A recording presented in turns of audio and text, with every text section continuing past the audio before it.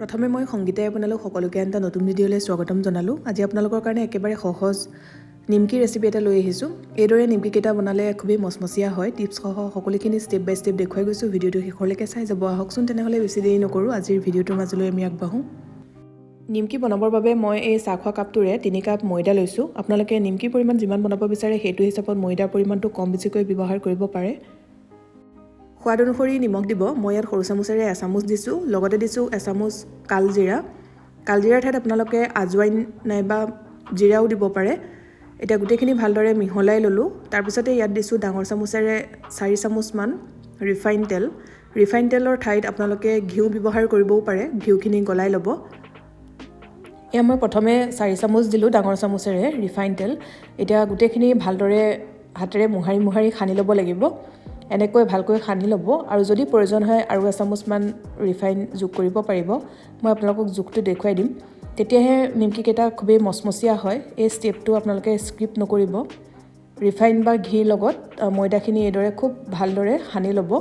এই ধৰণৰ মিশ্ৰণটো অলপ জেকা জেকা ধৰণৰ হ'ব, নাইবা এনেদৰে মুঠি মাৰি চালেও আপোনালোকে ধৰিব পাৰিব।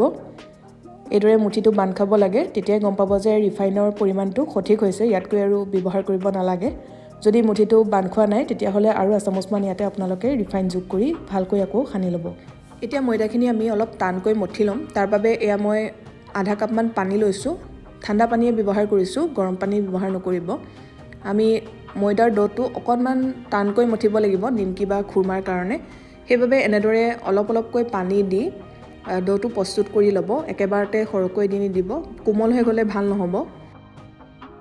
এইদৰে অলপ অলপকৈ পানী দি ময়দাখিনি মঠি ল'ব। ইয়াত মোৰ আধা কাপ পানীৰ প্ৰয়োজন হ'ল, আপোনালোকৰ হয়তো অকণমান কম বেছিকৈ লাগিব পাৰে। এয়া চাওক, মন কৰিছেই অলপ টানকৈ মঠিছোঁ। এতিয়া আপোনালোকে এই ড'টো 5-10 মিনিটমানৰ কাৰণে ঢাকি থৈও দিব পাৰে, নাইবা লগে লগেও নিমকিখিনি তৈয়াৰ কৰিব পাৰে। মই এতিয়া লগে লগেই বনাই যাম। এয়া প্ৰথমে 3টা ভাগ কৰি ল'লোঁ ডাঙৰ ডাঙৰকৈ। এইদৰে লাড়ু বনাই লৈছোঁ। তাৰপিছতে আমি বেলি ল'ব লাগিব আৰু নিমকিৰ শ্বেপটো যিদৰে ইচ্ছা হয় ঠিক তেনেদৰে কৰি ল'ব। এতিয়া মই এটা লাড়ু বেলি ল'ম আৰু বাকীখিনি এইদৰে ঢাকি ৰাখিব, নহ'লে ওপৰটো শুকাই যাব। অলপমান পাতলকৈ আমি বেলি ল'ব লাগিব। তাৰপিছতে কাটি ল'ম। কাষৰ অংশখিনিও ভালদৰে বেলিব যাতে ডাঠ হৈ নাথাকে। এয়া মোৰ বেলি লোৱা হৈ গ'ল আৰু মন কৰিছে অলপমান পাতলকৈ বেলিছোঁ। এতিয়া চুৰি এখনৰ সহায়েৰে নিমকিৰ শ্বেপ দি লৈছোঁ।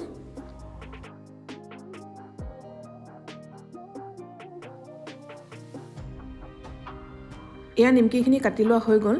এতিয়া এইখিনি প্লেট এখনলৈ উঠাই লৈছোঁ আৰু একে পদ্ধতিৰে বাকী থকা লাড়ু দুটাও পাতলকৈ বেলি লৈ কাটি ল'ম। নিমকিখিনি ভাজিবৰ বাবে এয়া মই কেৰাহীত অলপ সৰহকৈ ৰিফাইন তেল গৰম হ'বলৈ দি থৈছোঁ। তেলখিনি বহুত বেছিকৈ গৰম কৰিব নালাগে, অলপমান গৰম হ'লেই হ'ব। তাৰপিছতে এইদৰে অলপ অলপকৈ নিমকি দি যাব। গেছৰ ফ্লেমটো কমাই ৰাখিছোঁ আৰু কম জুইতে অলপমান ৰঙচুৱা হোৱালৈকে এতিয়া ভাজি ল'ম, মাজে মাজে লৰাই থাকিব।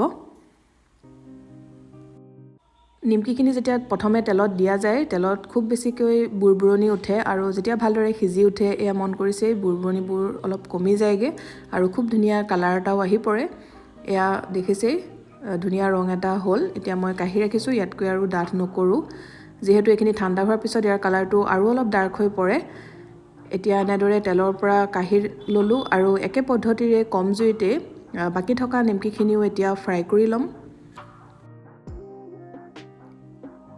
এয়া গোটেই নিমকিখিনি ফ্ৰাই কৰি লোৱা হৈ গ'ল। এতিয়া মই বাতি এটালৈ উলিয়াই লৈছোঁ। এনেদৰে নিমকি বনাবলৈ একেবাৰে সহজ আৰু অতি কম সময়তে বনাব পৰা যায়। খাবলৈও খুবেই ভাল হয়।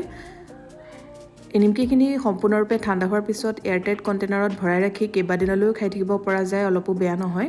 আশা কৰিছোঁ ৰেচিপিটো চাই ভাল পাইছে। যদি ভাল পাইছে ভিডিঅ'টো লাইক কৰিব, লগতে শ্বেয়াৰ কৰি দিব। যিসকলে চেনেলটো এতিয়ালৈকে ছাবস্ক্ৰাইব কৰা নাই, ছাবস্ক্ৰাইব কৰি কাষতে থকা বেল আইকনটো প্ৰেছ কৰি অল কৰি ৰাখিব, তেতিয়া আহিবলগীয়া ভিডিঅ'ৰ নটিফিকেশ্যনবোৰ আপুনি পাই থাকিব।